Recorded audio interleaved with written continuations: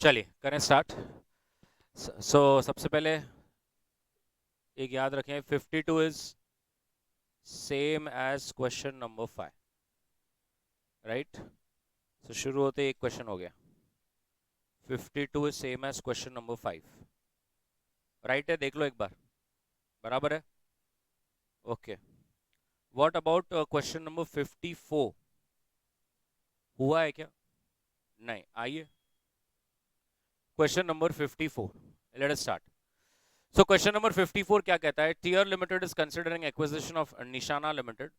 CFO of Teer Limited is of the opinion that Nishana will be able to generate operating cash flows of 10 crores for 5 years. The following additional information is given. तो वो कह रहे हैं office premises can be disposed and the staff can be relocated. उसमें अपने को एक immediate और 20 करोड़ का गेन होगा। उसके बाद सिनर्जिक गेन है 2 करोड़ हर साल। और निशाना has outstanding debentures of 15 crore. बाकी और कोई कर्जा नहीं है। इट इज एस्टिमेटेड दैट अगर 5 साल हो गए तो उसके बाद अपन इसको डिस्पोज भी कर सकते हैं for an amount equivalent to 5 times its operating cash flows. तो क्वेश्चन कहता है मैक्सिमम से मैक्सिमम अपन ने इसको कितना दे देना चाहिए, राइट? तो आप भी समझ गए होंगे जो जो बेनिफिट्स हैं। इट इज कुछ अभी है, कुछ हर साल है, कुछ 5 साल बाद है। तो अपने को सारे कैश फ्लोज को क्या करना पड़ेगा? एक तरह से डिस्काउंट करके चेक करना पड़ेगा। सो 0, 1, 2, 3, 4, 5। Come on, keep on telling me क्या क्या गेन्स है। सबसे पहले आपके पास ऑपरेटिंग कैश फ्लो है, और वो ऑपरेटिंग कैश फ्लो कितना है? 10 करोड़, और वो भी हर साल, राइट? उसके बाद वो क्या बोलता है? गेन होने वाला है ऑफिस बेच के, और वो गेन अब भी के अब भी होने वाला है। कितने का? 20। और क्या है? Synergy benefit. कितना सिनर्जी बेनिफिट? 2 for 5 years। उसके बाद वो बोलते हैं कि तुम चाहिए तो ये पूरी की पूरी कंपनी बेच भी सकते हो, और इसको बेचना है तो कितना पैसा आएगा 5 साल बाद? वो बोलते हैं इक्विवेलेंट टू 5 years के कैश फ्लोज, और हर साल का कैश फ्लो अपना 10 करोड़ है। मतलब अपने को 5 साल बाद कितना मिलेगा? 50 करोड़। खत्म हो गया। बताइए सबकी। ये आ रहा है 20, ये आ रहा है 12, ये आ रहा है 12, ये आ रहा है 12, ये आ रहा है 12, और ये है 62। What is the discounting factor? 20%। Can you tell me the discounting factors? 0.833, 694, 578, 482, 402। और इसको आप सब मेरे को एक बार मल्टीप्लाई करके बताइए।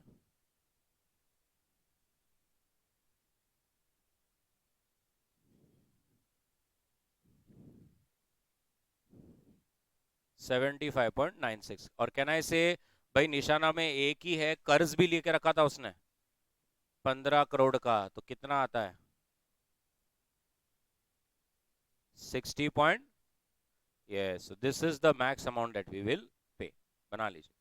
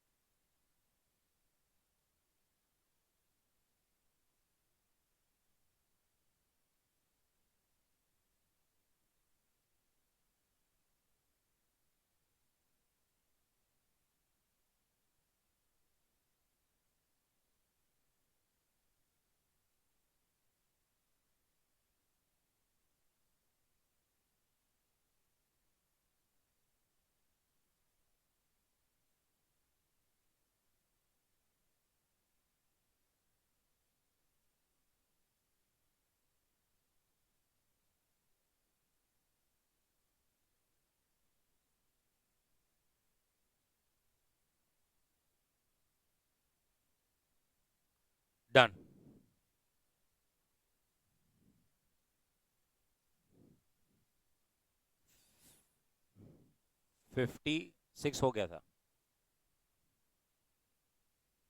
57। 57 क्या कहता है?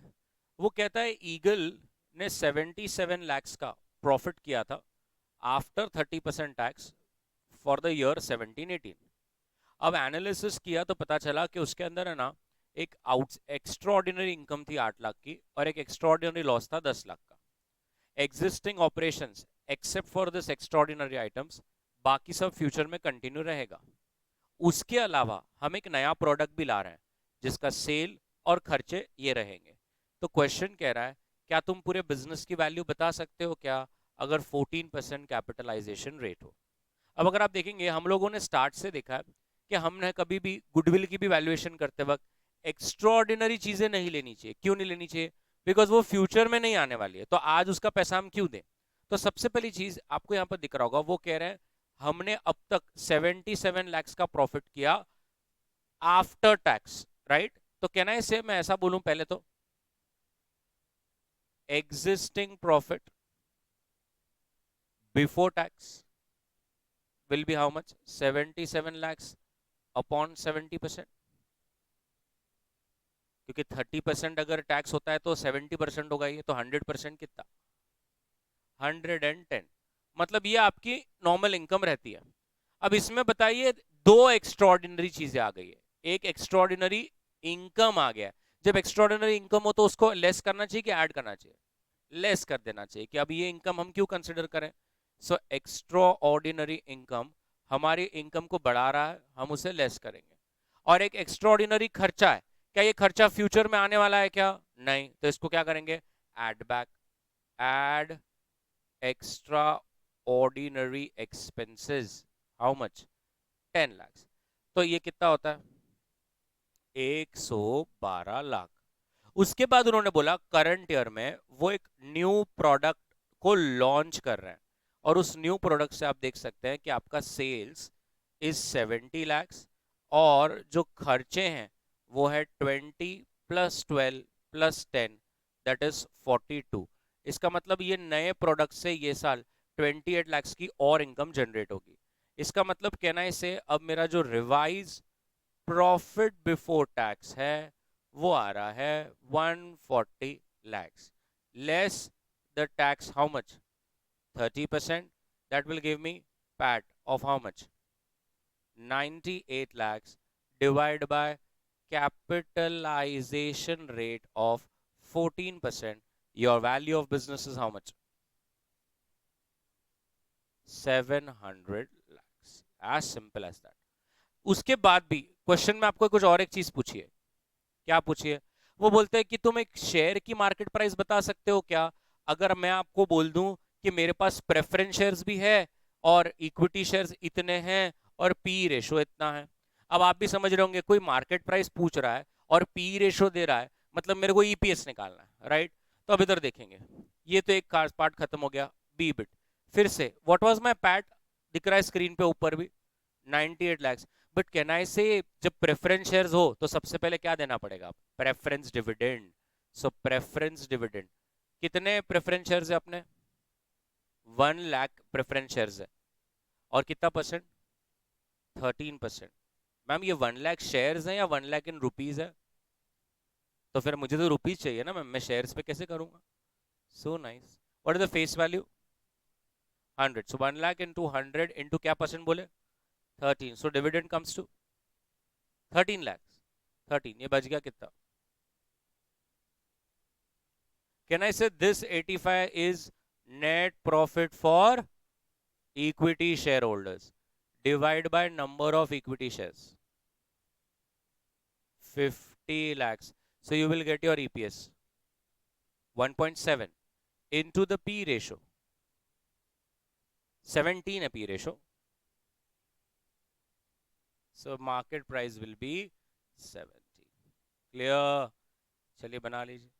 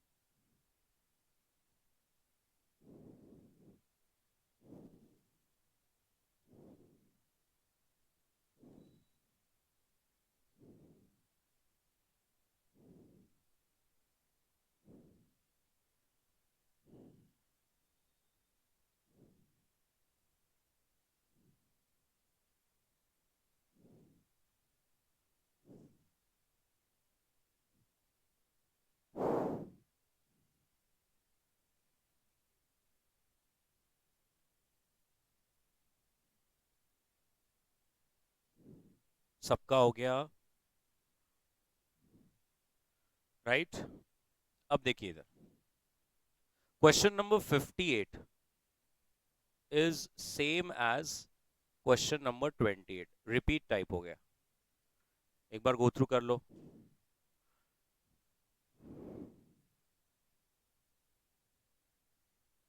Right,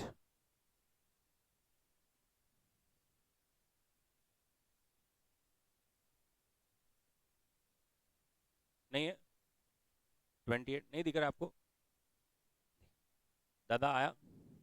next question number 59, please come to page number 68, valuation of shares chapter. Please come to page number 68, valuation of shares chapter, और उसमें क्वेश्चन नंबर 59 देखिए।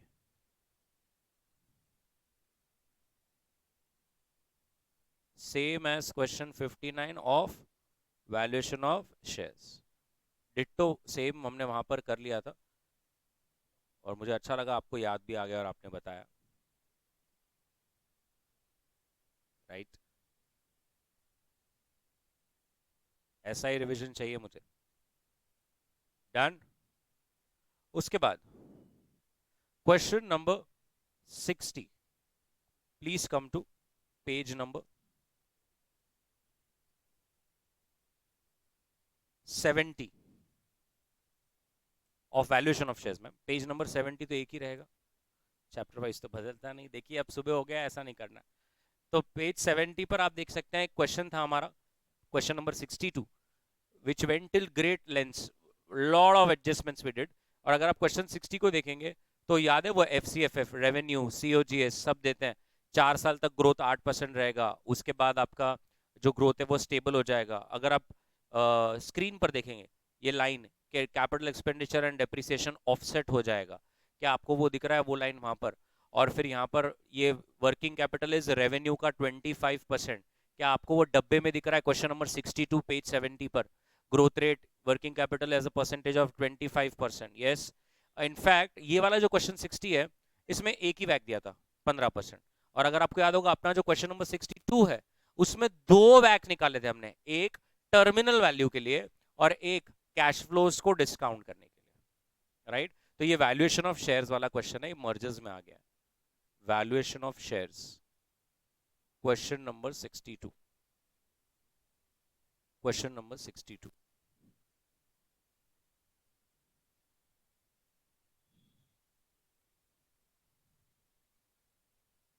राइट।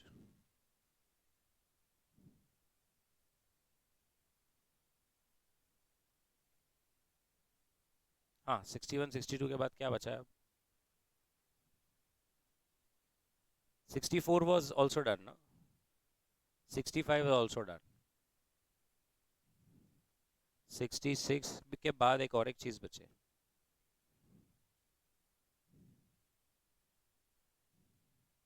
कम 66 नहीं हुआ है, 66 पे आ जाइए, 66 भी सेम है। आ 66 कल ही किया था, very good ma'am. Same as 48,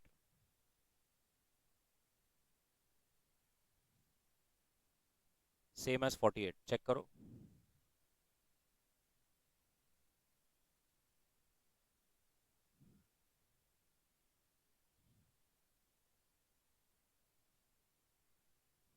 come to question number 68,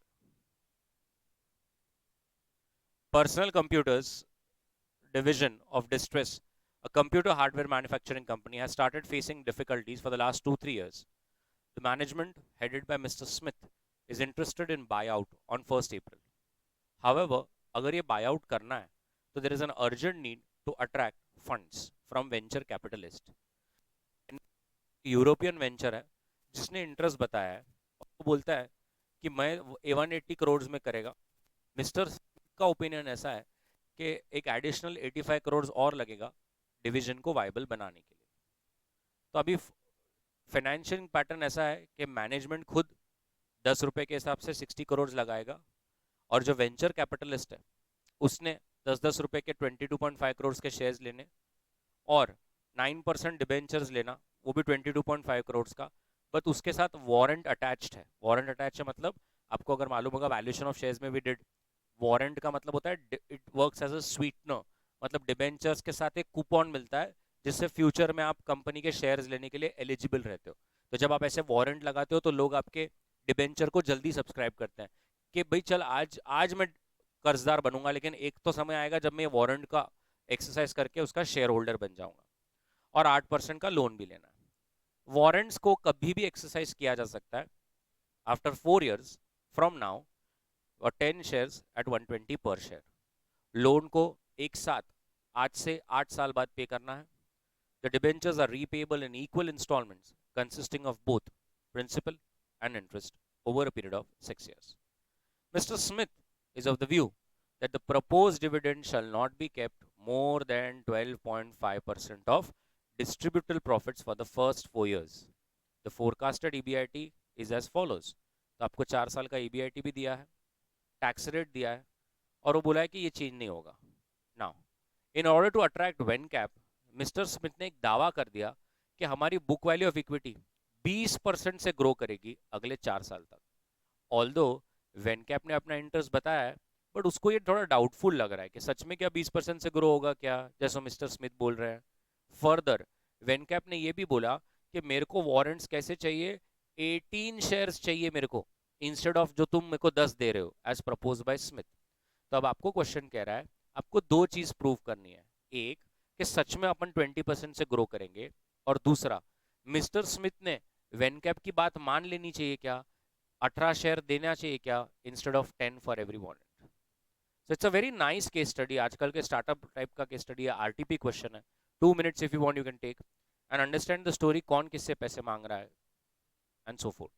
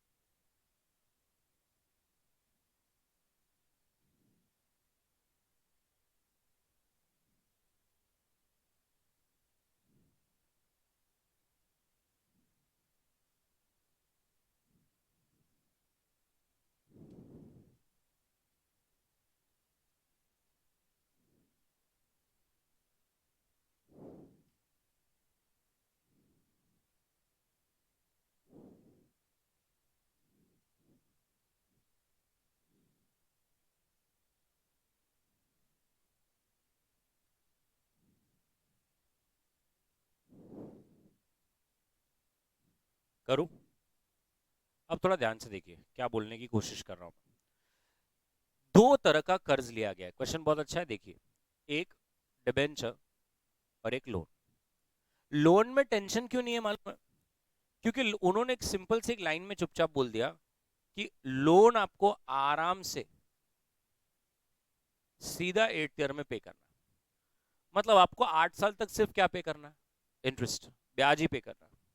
लेकिन बाद में उन्होंने चुपचाप से बोल दिया डिबेंचर्स का तो भाई प्रिंसिपल और इंटरेस्ट ईएमआई की तरह जाना है। तो आपको नहीं लगता अगर ईएमआई की तरह जाना है तो आपको हर एक ईएमआई में कितना इंटरेस्ट है और कितना प्रिंसिपल है वो निकालना पड़ेगा ना? उसके बिना मैं मेरी पैट तक कैसे पहुंचूंगा, क्योंकि क्वेश्चन ने मुझे क्या दिया है, ईबीआईटी। मुझे ईबीआईटी से क्या लेस करना पड़ेगा, इंटरेस्ट। मैं कितने इंटरेस्ट लेस करूंगा, दो, एक लोन का एक डिबेंचर का। लोन का तो मैं आप भी समझ गए मैं भी समझ गया, 160 करोड़ पे 8%, वो तो कंसिस्टेंट है। डिबेंचर का तो ये ईएमआई का कैसे करने का अपन इंटर में करते थे, ईएमआई कैलकुलेट करने का फॉर्मूला क्या है,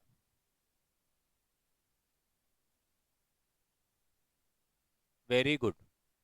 सो एनुअल इंस्टॉलमेंट का फॉर्मूला है जो भी आपने लोन अमाउंट लिया है अपॉन सीडीएफ एट जो भी रेट लिया है फॉर जो भी years, this gives you your EMI amount.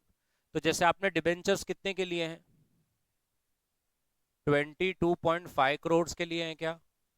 क्या रेट पे लिए हैं? 9% पे। कितने साल के लिए लिए हैं? 6 years। तो उसको आपको CDF एट 9% फॉर 6 years से करना है। बताइए कितना? पूरा मुझे एक्सपांडेड बताना मैम, एक्सपांडेड पूरा।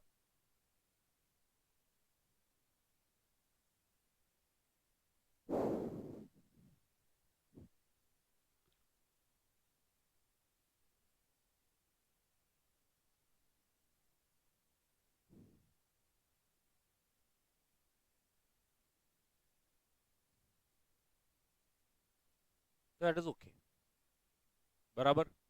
ये आपका EMI है।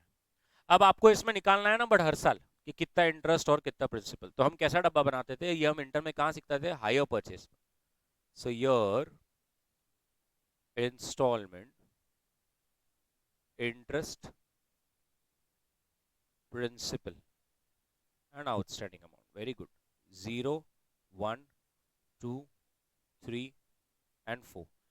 अब आप बोलोगे सर आप 4 साल तक ही क्यों कर रहे हो? क्योंकि 6 साल की लोन है ना। हम 6 साल तक कर सकते, कोई इशू नहीं। मैं 4 साल तक क्यों कर रहा हूं, आप समझे ना? क्योंकि मेरे को भी क्वेश्चन में 4 साल के लिए ही सॉल्व करना है। तो मैं 4 साल का इंटरेस्ट निकाल के रुक जाऊंगा। Is it okay with you people? So पहले तो ईयर 0 पे आपने लोन लिया है 22 करोड़ 50 लाख, राइट? अब इंटरेस्ट क्या भर रहे हो उस पर? 9%। चलो, तो पहले आपको ये तो मालूम है कि जो आपकी EMI है वो ये है,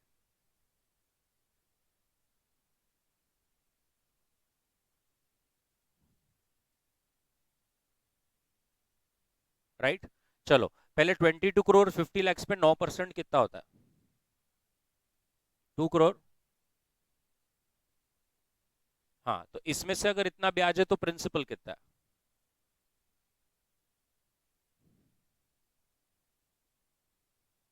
07। हाँ, तो अभी आउटस्टैंडिंग में से प्रिंसिपल लेस कर दो तो बच जाएगा 1950। ओके, फिर इसके ऊपर 9%।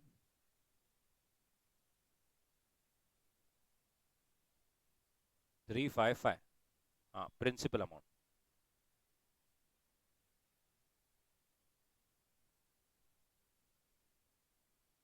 32880।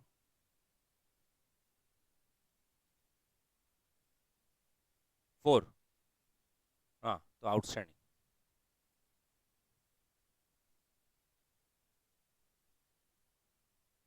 इस पे 9%।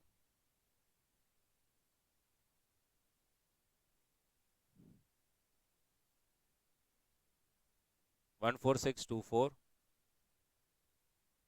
प्रिंसिपल।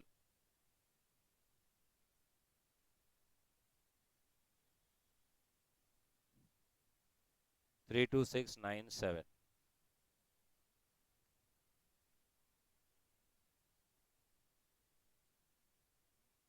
1 9%। 114।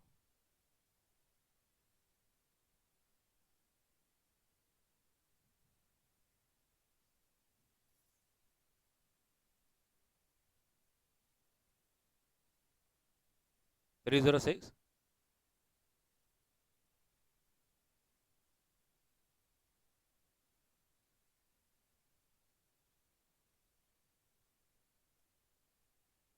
ऐसा? तो आपके लिए कौन सी कॉलम इंपॉर्टेंट थी? ये वाली, राइट? अब एकदम ध्यान से,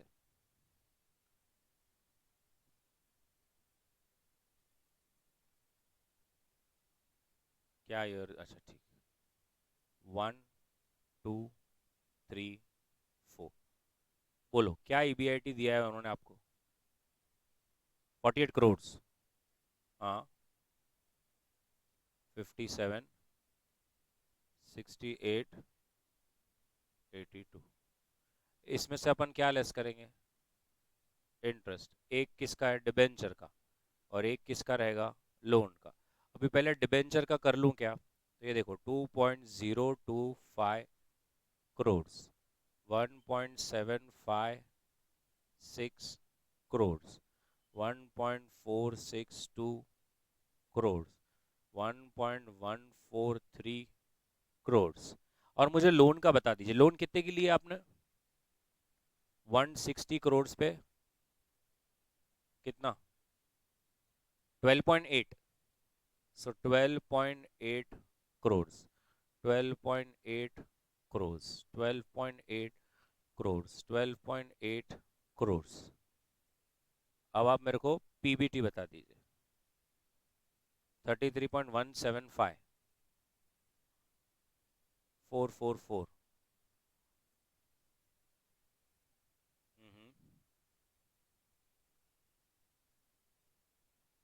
दैट्स इट। टैक्स रेट क्या है?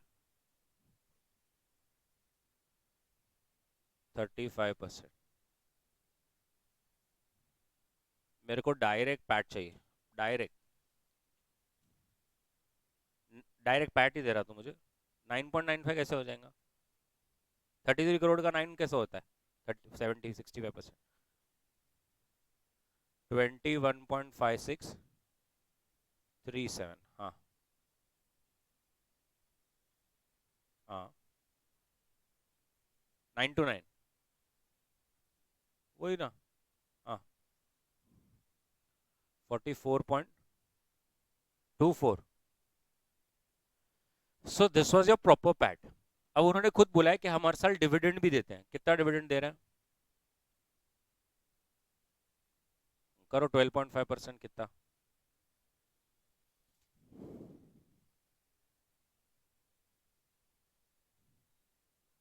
डायरेक्ट आंसर दे रहे क्या?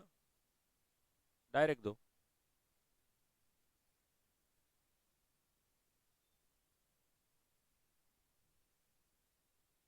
हम्म, 20। हाँ हाँ।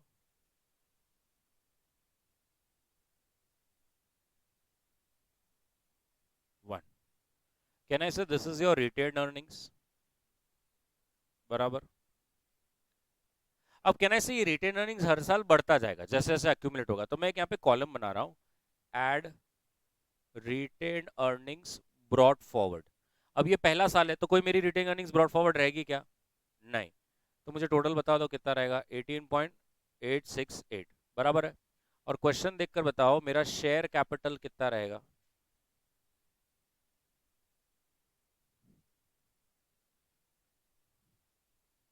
60। 82.5 है ना? ये भी शेयर्स है और ये भी शेयर्स है ना? तो क्या हो गया? ये कैसे हो गया? कब से होने लगे? शेयर्स तो शेयर्स होता है ना, शेयर कैपिटल में आप कैसे बंटवारे करते हो? कुछ भी। 82.5 करोड़। अच्छा मुझे सेकेंड ईयर बताइए, अब मेरा क्या ओपनिंग रिटर्न अर्निंग्स रहेगा क्या? 18.868। तो टोटल कितना हो गया? 43,008। फिर मेरा ओपनिंग रहेगा 43.008। तो ये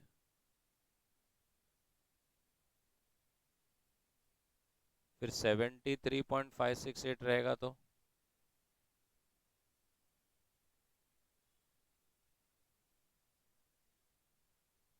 शेयर कैपिटल तो कांस्टेंट रहेगा।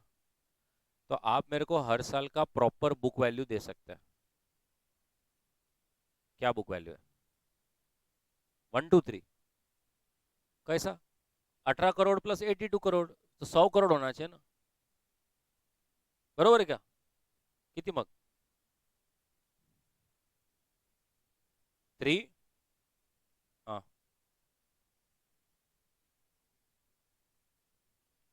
125.51 06। हाँ बरोबर। तो ये आपके बुक वैल्यूज थे 4 साल के। कितना क्लियर पूरा स्टेटमेंट बन गया?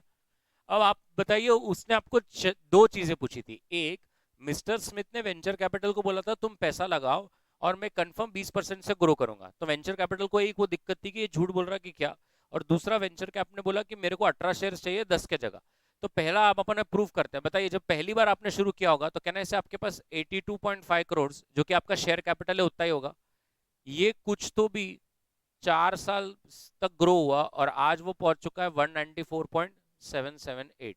तो जरा बताइए what is R. 194.778 divide by 82.5, दो बार ही रूट मारना है, -1 × 100। रॉन्ग आंसर, दो बार रूट मार रहा है। 20 23.96 इज एन एक्यूरेट आंसर। सो 23% से ग्रो हो रहा है। इसका मतलब ये पहला क्लियर हो गया कि मिस्टर स्मिथ जो बोल रहे थे कि मेरी कंपनी सच में 20% से ग्रो करेगी, वो 20% से ज्यादा ग्रो कर रही है। तो वेनकैप का ये एक शक बहुत दूर हो जाना चाहिए। और दूसरा जो पॉइंट है, अब वो है ना थियोरटिकल पॉइंट है। तो थोड़ा सा इधर क्वेश्चन में देखकर बताइए, वेनकैप को पहले 10 मिल रहे थे, वेनकैप लड़ रहा है कि मेरे को 18 चाहिए, क्या इट मेक सेंस उसको 18 देना? पहले मुझे बताइए मैनेजमेंट के पास कितने शेयर्स होंगे? 60 करोड़ है और 10 रुपए का एक है, मतलब कितने हो गए? 6 करोड़। और वेनकैप को पहले से आप कितने दे रहे हो? 2.25 करोड़, बराबर है। फिर वो क्या बोलता है, मेरे को हर एक इसके ऊपर 18 के चाहिए। तो बताइए वारंट एक्सरसाइज करके उसको कितने मिलेंगे? वारंट एक्सरसाइज करके उसको कितने मिलेंगे?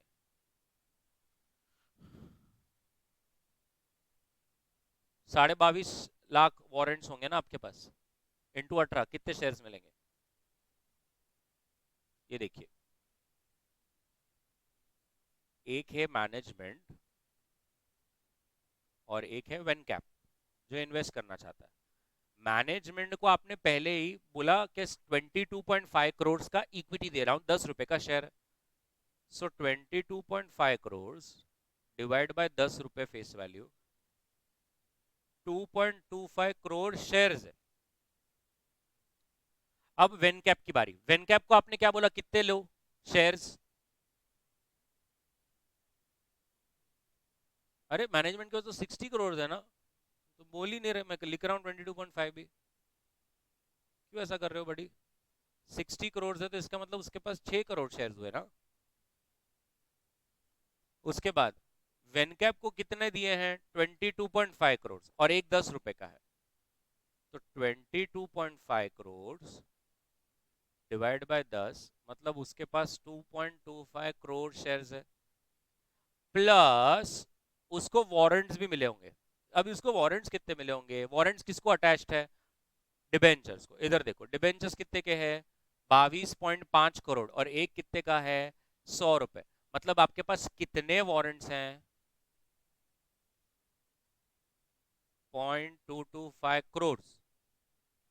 और वो बोल रहा है कि मेरे को हर एक वारंट के सामने 18 दीजिए, तो कितने हो गए? Sorry, 4.05 crore shares. तो उसके पास टोटल कितने शेयर्स हो गए? 6.3 करोड़। तो वो ऐसा है, मॉरल ऑफ द स्टोरी, जो ओनर है उसके पास 6 करोड़ हो गए, और जो बाहर से इन्वेस्ट कर रहा है उसके पास 6.3 करोड़ हो गए। तो हमारी होल्डिंग 50% से भी कम हो जाएगी, 50% से ज्यादा हिस्सा उसके पास हो जाएगा, और ये बहुत खतरनाक हो सकता है। वो हमारी कंपनी लेके चला जाएगा, हमारे पास कुछ भी कंट्रोल नहीं रहेगा। तो कंक्लूजन, मैनेजमेंट ने ये नहीं मानना चाहिए। ऐसा अपने को थ्योरी में उसको लिख के समझाना होता है। क्लियर? चलिए, बना लीजिए। कौन सा 20%, मैम? मैम पूरे सो रहे। तो उसने बोला था 20% से ग्रो करेगा, वेनकैप बोला था तू झूठ बोल रहा है, तो हमको प्रूफ कर रहा था। तो मैं पिछले 20 मिनट से मैंने ये पूरा डब्बा बनाया, फिर मैंने परसेंट निकाला, और परसेंट आ रहा है 24%।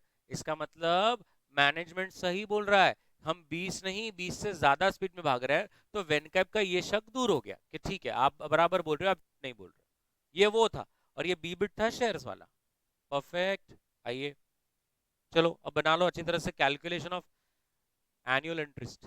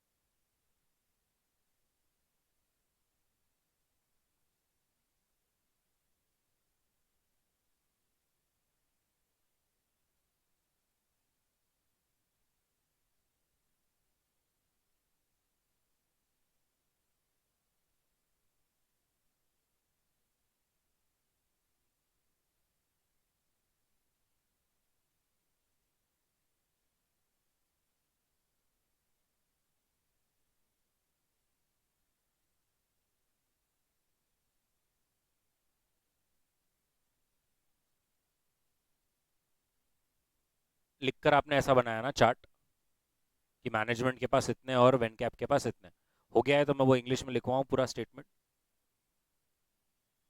कर लीजिए।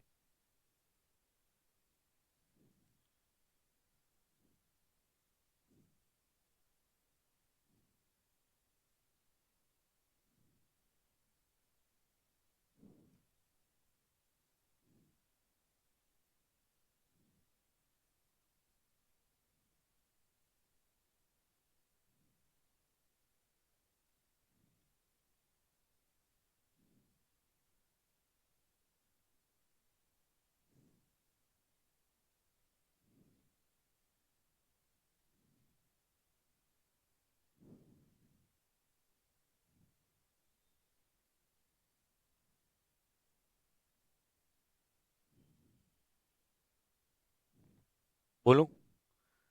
Due to the warrant conversion, due to the warrant conversion into shares, due to the warrant conversion into shares, comma, the shareholding of Vencap, the shareholding of Vencap, the shareholding of Vencap is exceeding the shareholding of management, is exceeding the shareholding of management. And this can result into, and this can result into loss of management, and this can result into loss of management, and this can result into loss of management from the hands of Mr. Smith. From the hands of Mr. Smith. As Vencap will now hold a controlling stake. As Vencap will now hold a controlling stake, that is more than 50%. And Vencap will now hold a controlling stake, that is more than 50%. And therefore, proposal of Vencap should be rejected. And therefore, proposal of Vencap should be rejected.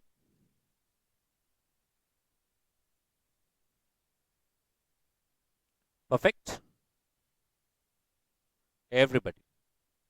Question number 71.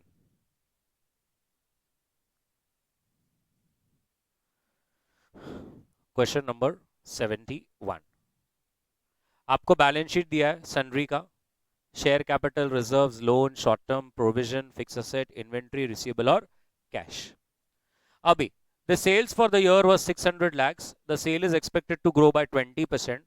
The profit margin and dividend payout ratio is expected to be 4 and 50%. Company बोलता है further that during the current year, the sales to short-term loan and payables and provision should be in the ratio of 4:3. Ratio of fixed asset to long-term should be 1.5 and debt equity ratio should not exceed 1.5. Question कहता है कैसे करने का, कितना external पैसा लगेगा और कितना शॉर्ट टर्म, लॉन्ग टर्म और इक्विटी से रेज करने का. 1 से 2 मिनट जस्ट टू चेक कौन से का रेशियो मेंटेन करने का, एक बार वो आइडेंटिफाई कर लो.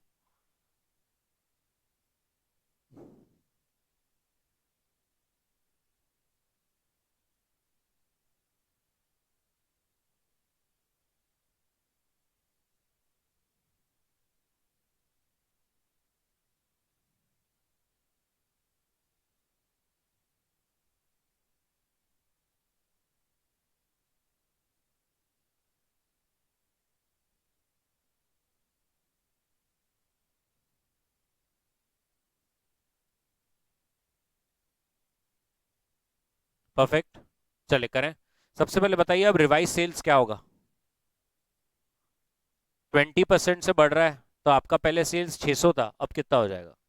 चलिए सबसे पहले revised sales, revised sales,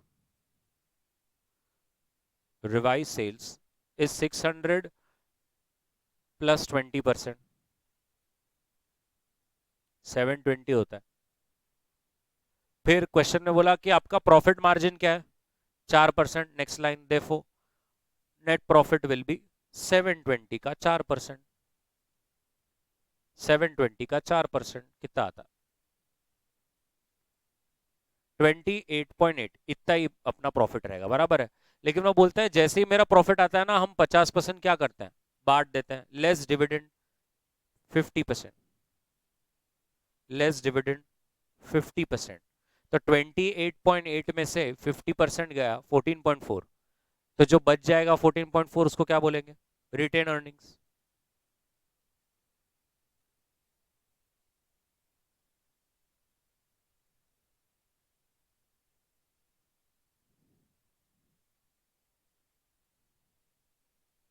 yes और नो। अब उन्होंने क्लियर बोला था ना कि आपका जो सेल्स है, sales to short term loan, मतलब ये साथ में ही चलने चाहिए। तो नेक्स्ट लाइन देखो, additional funds that we will require, additional funds that we will require will be 1400 minus 200, bracket बंद कर दो, का 20%।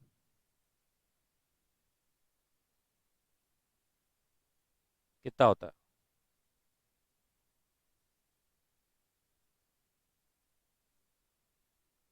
ये क्यों किया, क्योंकि करंट लाइबिलिटी को भी वही प्रोपोर्शन में बढ़ाना पड़ेगा। तो मेरी टोटल फंडिंग लाइबिलिटी सेट की 1400 है, उसमें से मेरा पेबल्स एंड प्रोविजन जो है वो 200 है। तो वो लेस करके, जैसे सेल्स 20% से बढ़ रहा है तो इसका भी 20% से फंडिंग बढ़ाना पड़ेगा। आप वो 200 पे स्टार मार्क करके लिख लो, because current liabilities also should increase proportionately. Therefore, current liabilities also should increase proportionately. तो कितना आ रहा है आपको, कितना फंड्स लगेगा, 240। लेकिन कहना है से मेरे पास पहले से रिटेन अर्निंग्स था कितने का, 14.4 का। तो conclusion therefore additional amount required to be raised,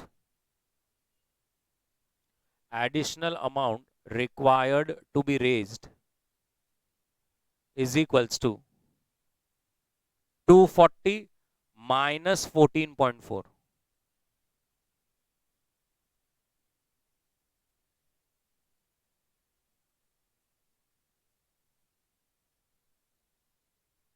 कितना रेस करना पड़ेगा, 225.6। ये इतना मेरे को एक्सटर्नल फंड्स रेस करना पड़ेगा, बराबर है।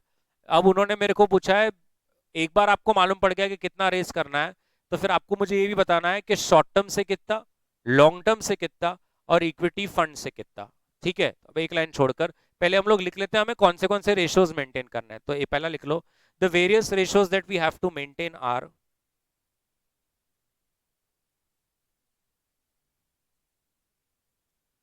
the various ratios that we have to maintain are, number one,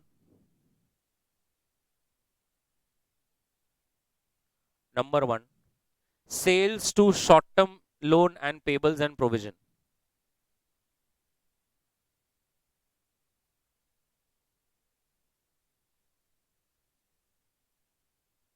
sales to short term loan and payables and provision 4:3। ये हमारा, इसको अंडरलाइन कर देने का कि भाई ये मेरे को पहले मेंटेन करना है, बरोबर है। अब रेशो क्या है, 4:3। तुम्हारा सेल्स क्या था, 600। तो बताइए आपको शॉर्ट टर्म लोन्स कितने चाहिए उसके हिसाब से, अगर मुझे 4:3 का रेशो मेंटेन करना है तो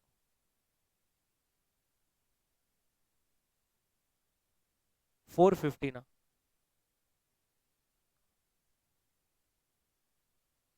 सेल्स, नहीं नहीं, ओरिजिनल सिनेरियो में क्या है, फिर हम रिवाइज करेंगे ना अभी। सेल्स शॉर्ट टर्म लोन, ये 4 और ये 3। तो आपका अगर सेल्स 600 है तो 450। सो एक लाइन छोड़कर लिखेंगे, net amount of short term loans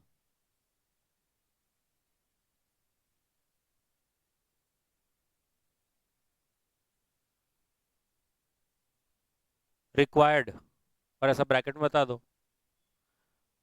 4 for 3, तो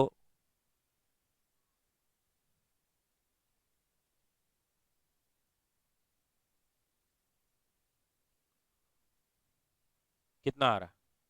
450। लेकिन आप देखो पहले से अपने पास short term loans and payables and provisions कितना है? 500।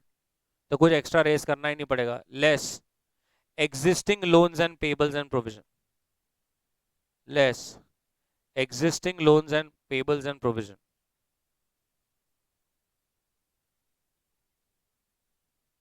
720 से कितना आता है? 4:3 ना, 720 into 3 divided by 4, 540।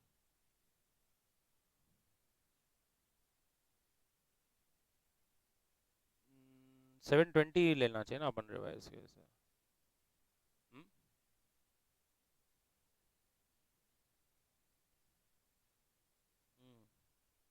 720 लो, 720 रहेगा तो 540 रहेगा, less existing short term loans is how much? 500।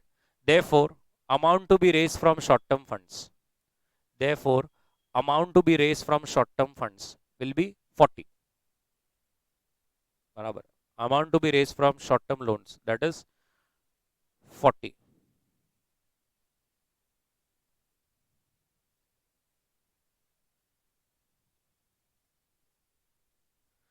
अब एक लाइन छोड़ के दूसरा रेशो हमें कौन सा मेंटेन करना है? Fix asset to long term loans लिखो, fix asset to long term loans 1.5, fix asset to long term loans is 1.5।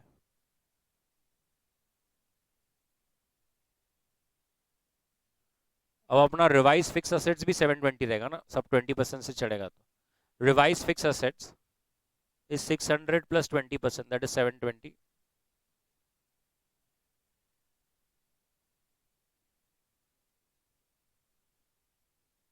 तो बताओ लॉन्ग टर्म लोन्स कितना चाहिए? पूरा बैलेंस शीट ही 20% से चढ़ेगा ना, बट उसको सपोर्ट करने के लिए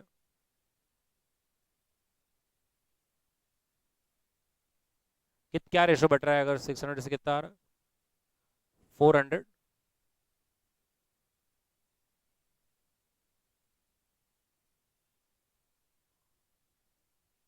और 400 तो है ही।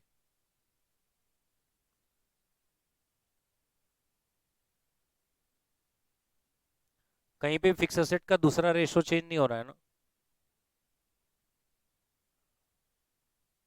नहीं नहीं, बट अब फिर उसमें 80 अपने को बढ़ाना पड़ेगा, ऐसा हो जाएगा। क्या बोला समझा मैं? फिक्स असेट 600, तो 600 के हिसाब से कितना रेशो मेंटेन हो रहा है ma'am? 1.5 is 400, less existing long term loans is 400, so requirement is nil. Fix asset is 600, ratio 1.5 चाहिए, मतलब अपने को लॉन्ग टर्म लोन्स चाहिए 400, और हमारा existing long term loan is 400, so requirement will be nil, and the last ratio will be debt equity should not exceed 1.5,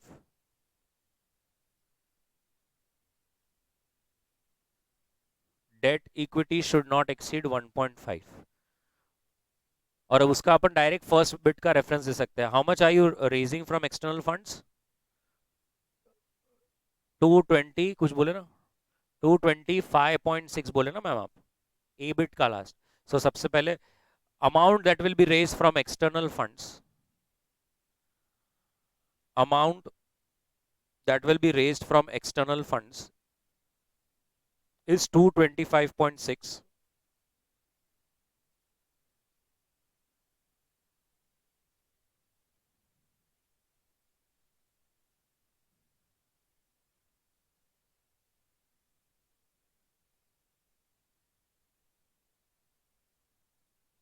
less amount raised from short term funds. कितना आ रहा था? नील था ना कि 40 था? Less amount raised from short term funds is 40, less amount raised from long term funds is nil, so balance is to be raised from equity।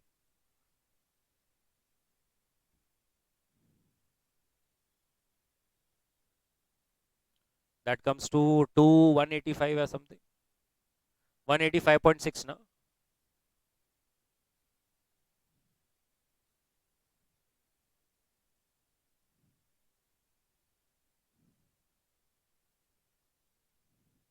कहाँ पे? क्या नहीं बढ़ना चाहिए?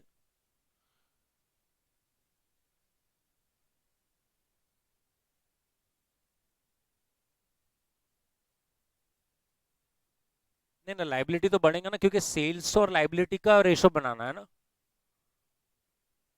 फर्स्ट रेशो सेल्स और लाइबिलिटीज का ही है ना, शॉर्ट टर्म लाइबिलिटी का ही है ना.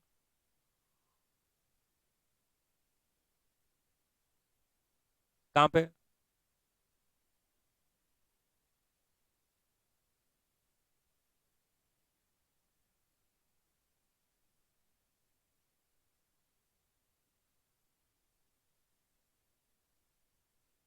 ऊपर मतलब किधर मैम? ए बिट का बोल रहे हैं आप? एडिशनल फंड्स, हाँ. हाँ, एडिशनल फंड्स में क्या?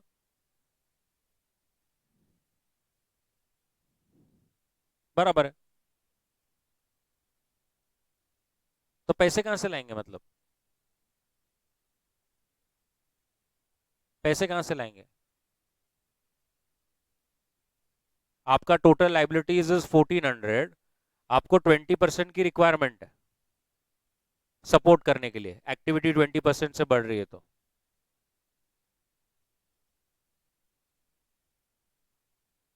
मेरा मेरा बस वही पर्सपेक्टिव था कि अगर लाइबिलिटी 20% से बढ़ रहा है तो asset side also has to increase by 20%. इसीलिए मैं वो फिक्स असेट को 20% से बढ़ा रहा था. समझा क्या मैं क्या बोला? वो 1400 में से पेबल्स को सेम रख रहे हैं. आप कैसे करने की कोशिश कर रहे हो?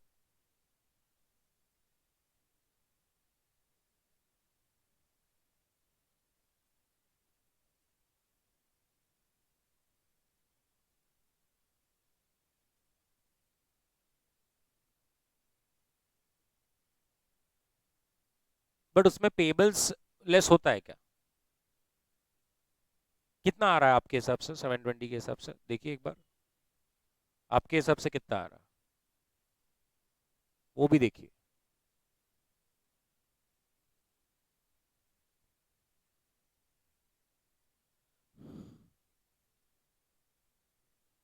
तो that is the only issue.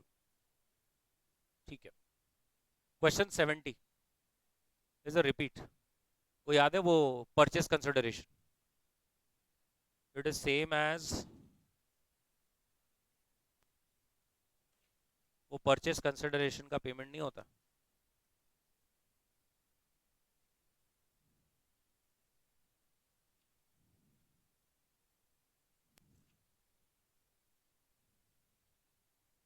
इधर गया वो क्वेश्चन. हाँ, 44. लेपर्ड टाइगर है, देखो एक बार. कर लेंगे लेकिन फटाक से. Leopard tiger. अच्छा, अमाउंट भी सेम है? मेरे को लगा अमाउंट अलग. चेक करो, क्वेश्चन 44 की तरह है, leopard tiger. Question number 44, right. उसके बाद I want you to come to question number 43. Come to question number 43.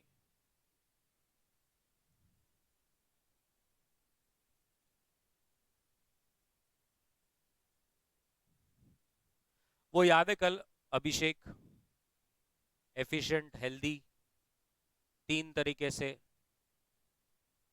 वो तीन स्वैप रेशो, उसी के ऊपर क्वेश्चन है. Question 43. So during the audit of a weak bank, RBI has suggested that the bank should either merge with other banks or चुपचाप से close down. The strong bank has submitted a proposal of the merger of weak bank with itself. Now the relevant information is कि जो weights assign होंगे वो दिया हुआ है. So gross NPA, capital adequacy और market price, book value दिया है और trading on stock exchange. उसके बाद दोनों का बैलेंस शीट दिया है. क्वेश्चन कहता है पहले स्वैप रेशो निकालो, उसके बाद a certain number of shares that you should issue to weak bank, then prepare a balance sheet of the merger, और मर्ज बैलेंस शीट का CAR और ग्रॉस NPA निकाल के दे सकते हैं. तो मेरे को बताओ कौन सी चीजें हैं जो आपको बोली गई है, किसका किसका रेशो लेना है?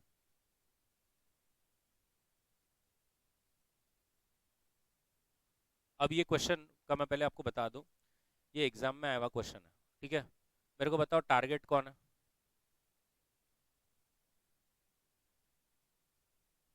वीक।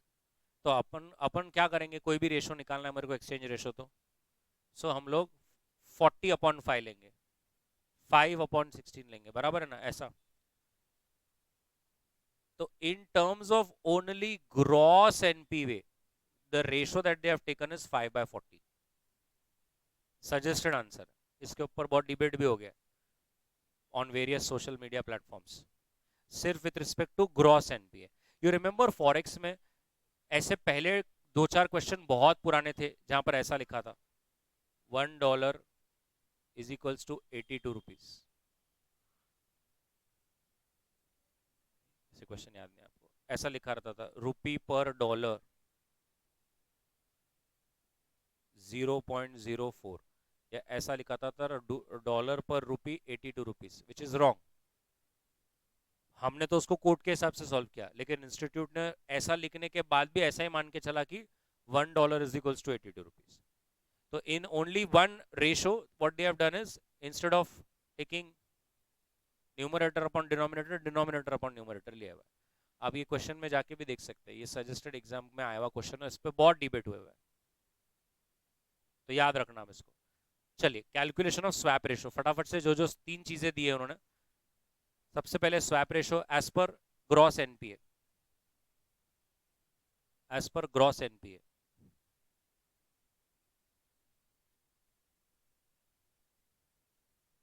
इसका कोई जवाब नहीं है, कोई जवाब नहीं है। आप एनपीए का उन्होंने उल्टा लिया हुआ, बहुत सारी जगह पे लोगों ने पूछा कि ऐसा क्यों, बस ग्रॉस एनपीए। तो लेना चाहिए था क्या, 40/5, दे हैव टेकन 5/40। अब उनकी नंबर्स की चेंज है कि क्या, सो 5/40 कितना होता है, 0.125। उसके बाद कौन सा रेशो बोला है, सी ए आर। अब सी ए आर क्या लेना चाहिए, 5/16, कितना आता है,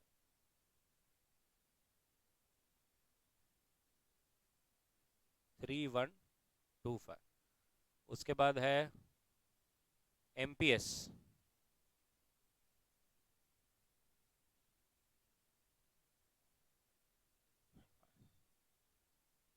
एमपीएस मैम क्या अपॉन क्या, 12 पे, हाँ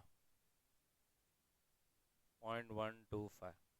और चौथा एक है बुक वैल्यू।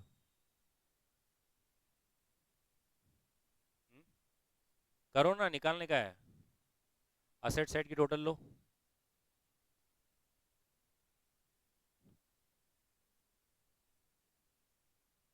दिया नहीं है, वो भी खतरनाक हो सकता है, कुछ भरोसा नहीं इनका।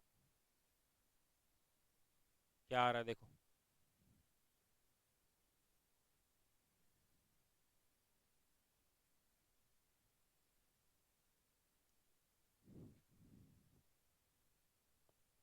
2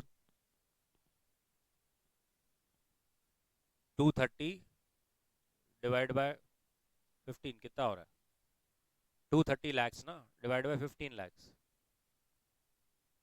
15 पॉइंट, ये वीक का बोला आपने, हाँ। और इसका 500 प्लस 5,500, 6,000 डिवाइड बाय 50, 120। ये इसका बैलेंस शीट टैली हो रहा है क्या, लाइबिलिटी साइड जरा देखो,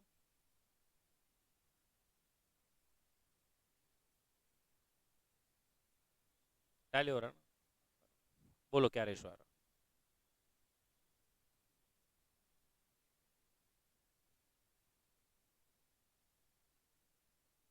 अब आपने कितना लिया, क्या क्या लिया,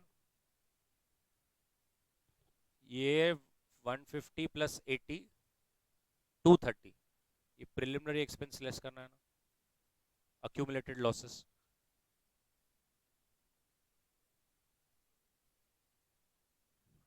ये समझा ना, कितना रेशो आ रहा है? नहीं नहीं, इसका ये वाला आंसर 0.1। वेट्स बोलो सबके। 40, 30, 28, 32, 10। बोलो।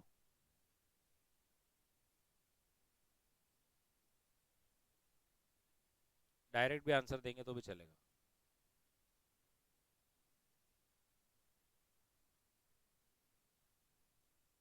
0.175:1।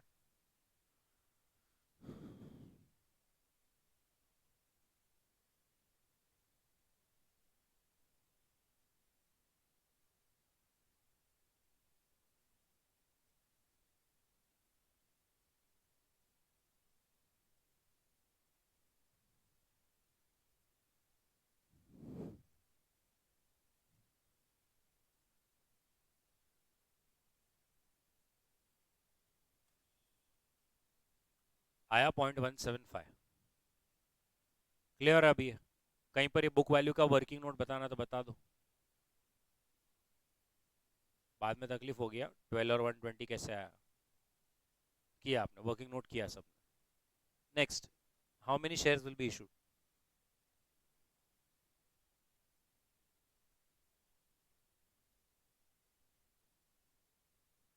सो वीक का कितना है? 15 lakhs ना? 15 lakhs इंटू 0.175। अब पूरा ही बोल दो मैम, बाद में तकलीफ हो जाएगी।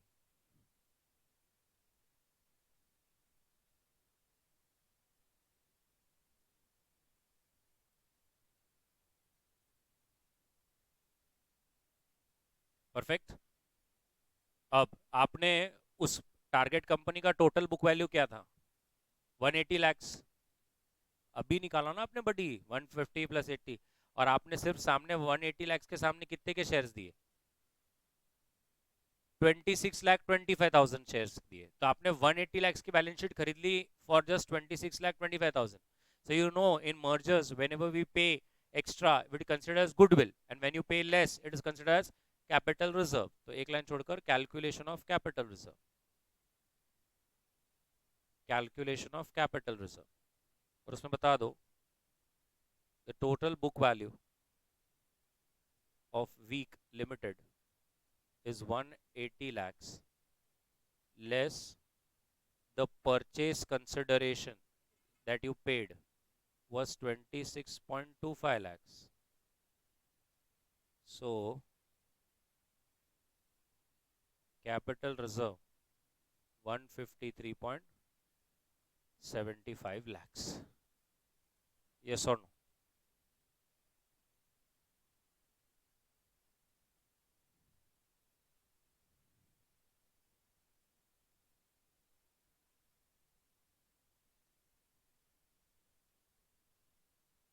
आया? Now merged balance sheet। पहले मेरे को एक बार बोल दो, अपना इक्विटी शेयर कैपिटल कितना था स्ट्रॉन्ग का? 500 lakhs। और आपने अभी अभी 26.25 lakhs के शेयर्स दिए, तो कहना है दिस इज 526.25। फिर दूसरा कैपिटल रिजर्व अभी चाया 153.75। उसके बाद अपने कुछ रिजर्व एंड सरप्लस है क्या? 5,500। अब डिपॉजिट्स, दोनों के डिपॉजिट्स की टोटल, और क्या लाइबिलिटी साइड में है? अदर लाइबिलिटीज, दोनों की लाइबिलिटीज की टोटल। असेट साइड, दोनों की कैश एंड हैंड की total 2,900। Next, balance with bank, दोनों की टोटल 2,000। नेक्स्ट, दोनों की इन्वेस्टमेंट्स की टोटल। नेक्स्ट, दोनों के एडवांसेस की टोटल। नेक्स्ट, अदर असेट्स की टोटल। टू, देखो टैली हो रहा है क्या?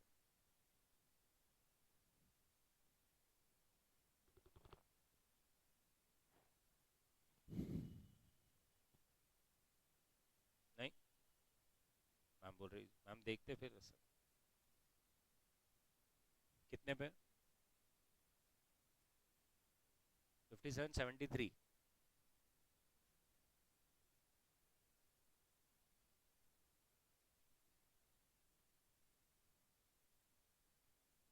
मैम हाँ भी बोल रहे 57 750 बराबर। ऐसे ऐसे कैसे बराबर है? मर्ज एंटिटी बना लो, मर्ज बैलेंस शीट।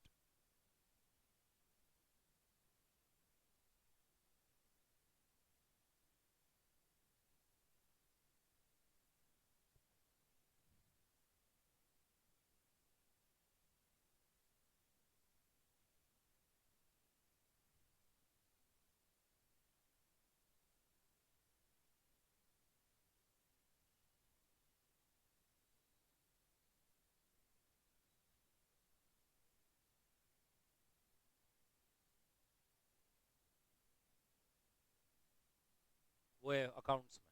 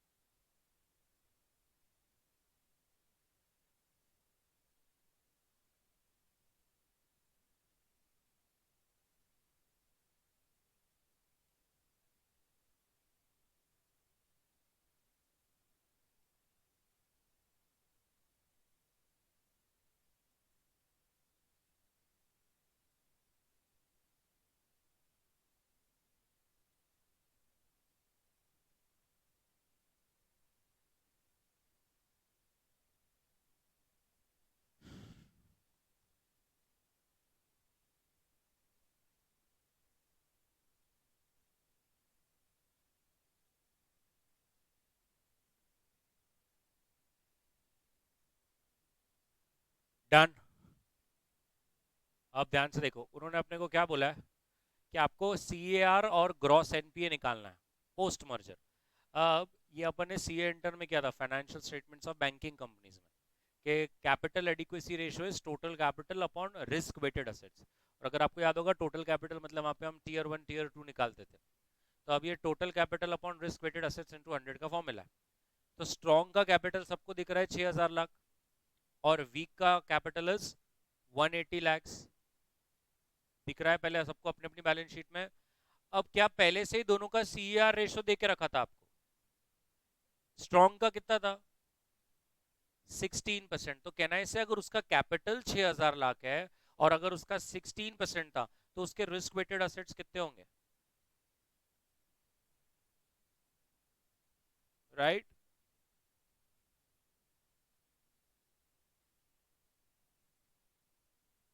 बेटे समझा गया?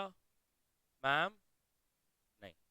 अगर मेरे को किसी ने बोला कि मेरा risk weighted capital adequacy ratio 16% है और मेरा कैपिटल इज 6000 लाख, इसका मतलब ऐसा कुछ तो भी होगा ना जिसका 16% इज 6000। मतलब मैंने यही फॉर्मूला जो है ना, अपना ये वाला formula, CAR is equals to capital upon risk weighted assets. अब मैंने को स्ट्रॉन्ग का बोला है 16 और कैपिटल भी दिया है 6000, तो रिस्क वेटेड असेट्स कितना? तो 16 को नीचे लिया, रिस्क वेटेड को ऊपर लिया। ऐसा ही इसका बताइए, 180 lakhs, इसका क्या रे बोला था 5, तो इसका रिस्क वेटेड असेट्स कितना होगा? तो अब आप समझ गए, कंबाइंड निकाल सकते हैं। therefore combined CAR will be, what is the total capital? 6000 plus 180. What is the risk weighted assets? 37500 plus 3600. Into 100। आपको बोलना है, हाँ। Sorry sir, 0। क्लियर। और एक चीज पूछी है उन्होंने, क्या?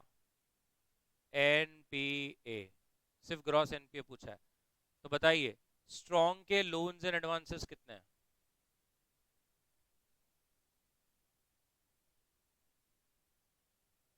कितने हैं? 44,000। जैसे ऊपर निकाला वैसा हमको निकालना पड़ेगा। अभी आपको उन्होंने क्या ग्रॉस एनपीए परसेंटेज दे रखा है? कितना? 5%।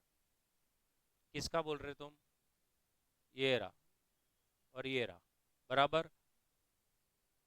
और ये रहे आपके एडवांसेस। ये सो नो? नहीं, मैं इसलिए ये एडवांसेस है ना।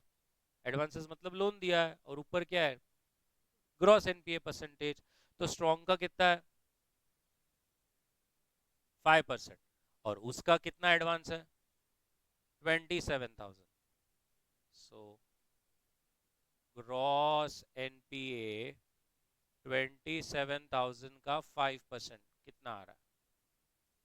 1350। और वीक का ग्रॉस एनपीए बोलो आज कितना है उसका? नहीं नहीं मैम, बट 3,500 का क्या परसेंट? हाँ, तो टोटल आ रहा है 2750। हो गया, कर लो।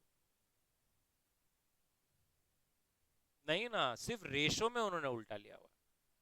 वो इसलिए तो ऐसा, हम अगर ऐसा वो करते ना मैम, तो हम शायद समझ जाते कि उनसे 40-50 की जगह पे 540 हो गया।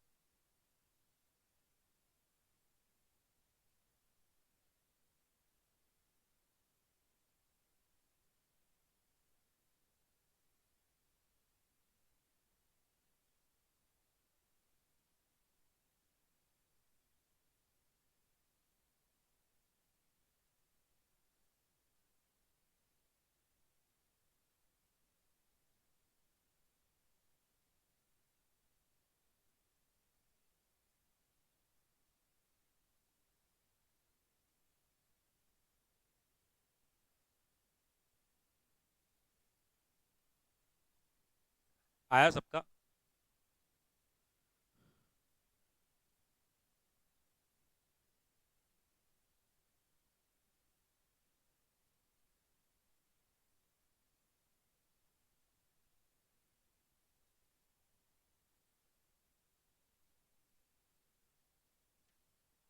Forty seven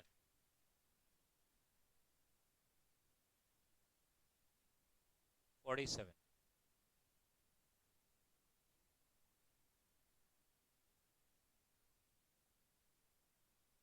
So yes wants to acquire no, and the cash flows of yes and the merge entity is given. Earnings constant रहेगा अगर मर्जर नहीं हुआ तो, और 6% रहेगा अगर मर्जर हुआ तो. दोनों के लिए डिस्काउंटिंग फैक्टर 15% है. क्वेश्चन कहता है एक्सचेंज रेशियो अगर 0.5:1 है तो पहले तो value of Yes Limited before और आफ्टर मर्जर निकालो, फिर वैल्यू ऑफ एक्विजिशन क्या है, and what is the gain to the share holders of Yes. So can I say इधर अभी सबसे पहले yes limited, can I say before merger we can calculate कैसे. Year cash flow discounting factor क्या है 15% present value. 1 2 पहले देख लो, 3 4 5, और फिर कहना से ऐसा होगा TV5 is equals to cash flow 6 upon वैक माइनस ग्रोथ. तो फिफ्थ ईयर का क्या है 350. What is the growth without merger 5%. What is वैक 15. What is growth, can you tell me this answer.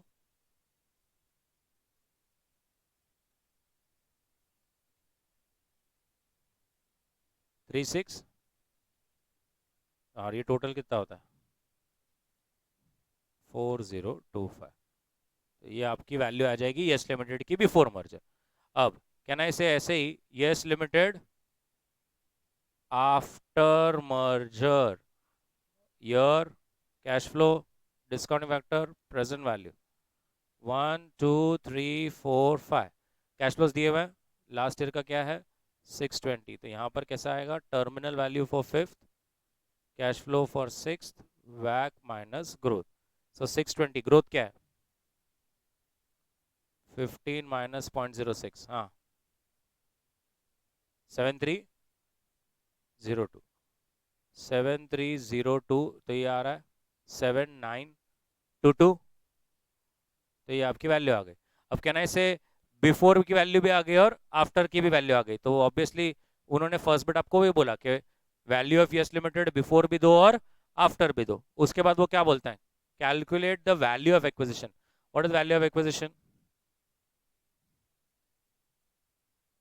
Value of Yes limited post merger minus value of Yes limited before merger, right? So you will get to know the value of acquisition. And the third is what? Gain to the shareholders of Yes Limited. तो अब gain to the shareholders of Yes Limited. अब इधर देखो exchange ratio क्या है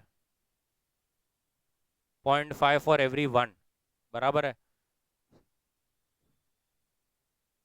So calculation of gain to the shareholders of Yes.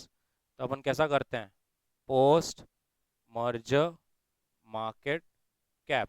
अब post merger market cap आपका ये आएगा आफ्टर मर्जर वाला.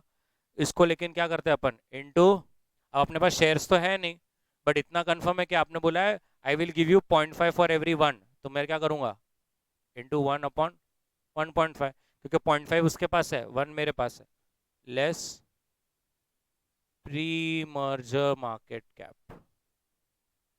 वो इधर आएगा और यहाँ पर आपको मिल जाएगा गेन है या लॉस. परफेक्ट. चलो पहले दो वैल्यूज निकाल लो before merger after merger.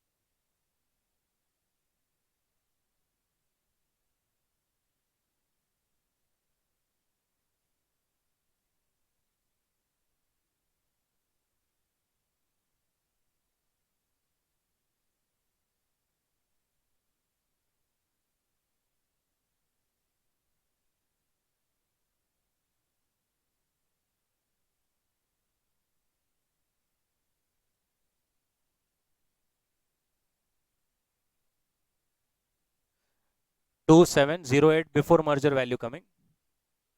2708.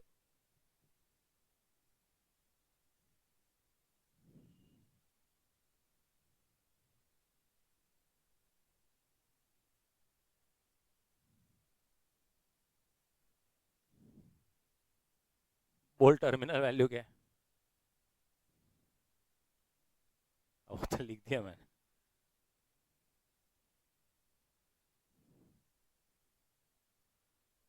Anybody with post merger?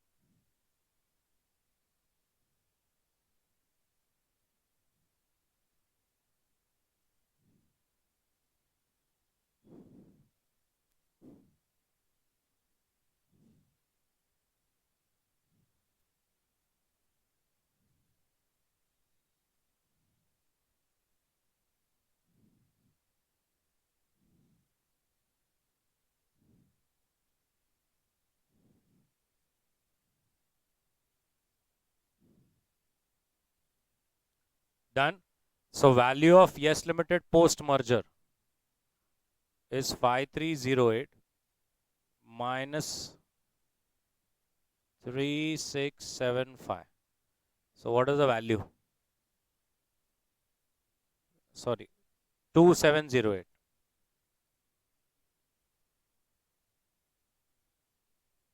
2708. Yes. 2599. Yes, बराबर है. So value of acquisition is 2599 और लास्ट में गेन और लॉस निकालना है तो 5308 into 1 divided by 1.5 comes to how much?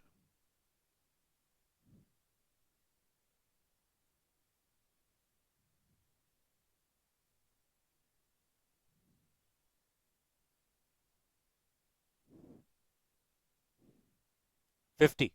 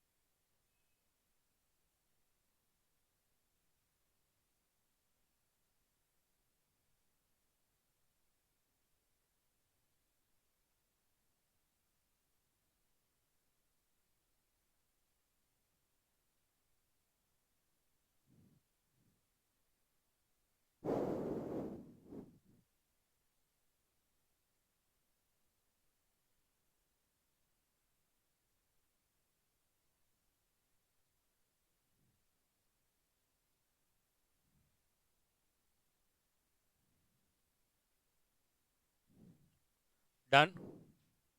सबका. Last question. Question number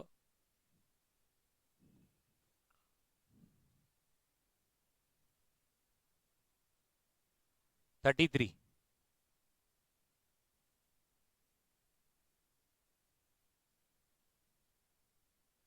Question number 33. So P Limited is considering to take over R by the exchange of 4 new shares in P for every 5 shares in R. आपको PBT, number of shares, P ratio और tax दिया है.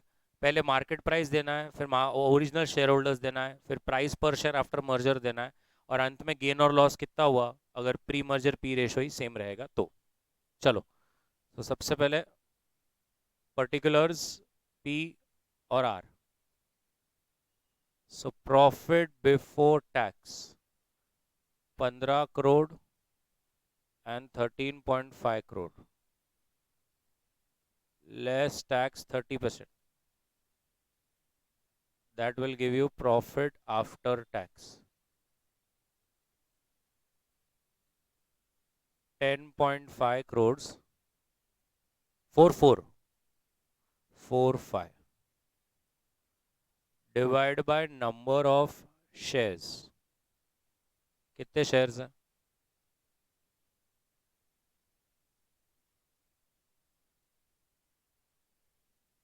0.42 6 3 into P ratio 12 and 9 5.04 5 point into number of shares 25 crore 15 crore. So what is the total market cap? Dot 126 crores 05 5.05 crores. CBIT. What is the price per share after merger? Can I say all that 6 steps? So एक ये पूरा हो गया. बोलो exchange ratio क्या है? Sorry 4:5. That is 0.8:1. Therefore, new shares to be issued 15 crore into 0.8 12 crore. Therefore, total number of shares 25 plus 12 37 crores. Therefore, post merger EPS 10.5 plus 9.45 upon 37.54.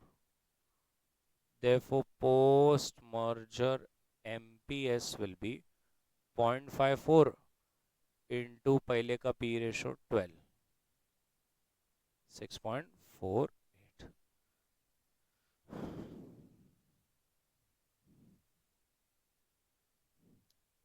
So C bit भी आ गया और डी बिट में वो एक तरह से पूछ रहे हैं कि क्या इफेक्ट होगा दोनों के कंपनी पर, मतलब मार्केट कैप का डब्बा. पहले ये डब्बा बन गया है क्या सबका? बना लो.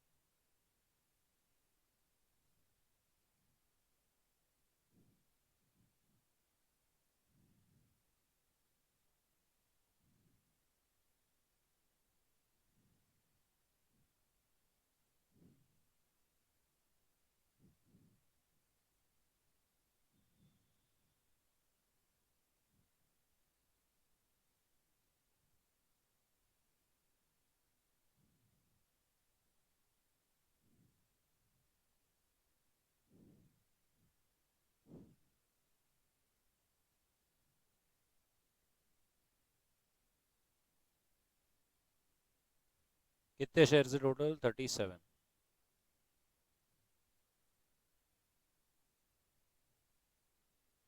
ऐसा।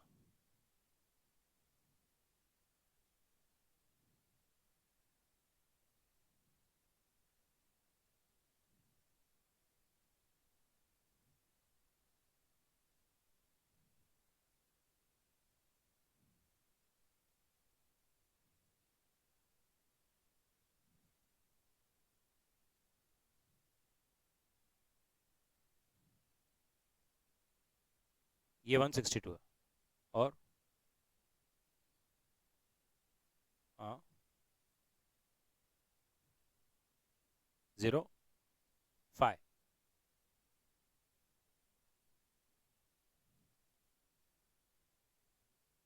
पहले 36 है। 39।